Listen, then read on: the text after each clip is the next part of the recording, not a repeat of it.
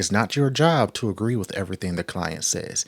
It's your job to produce the client's vision. Mom, AYWC is making a video. All right.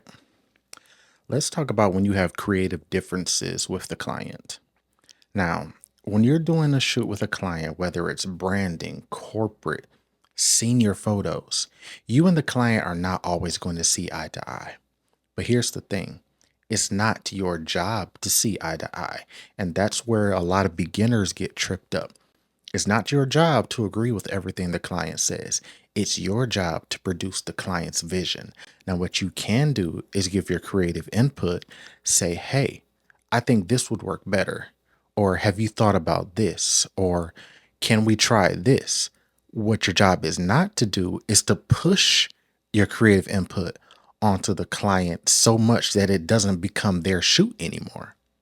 That's not the way to go, and that's how you don't get called back.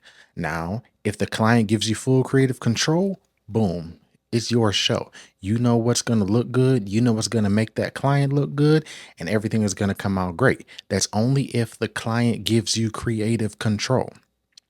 9 times out of 10, that's not going to happen. I'd say full creative control on a shoot happens maybe 65% of the time.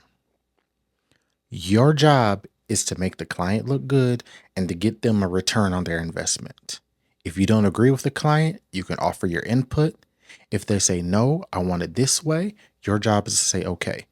If you just feel that you need to have full creative control over something, do a spec piece, do a passion project, do something that you're funding.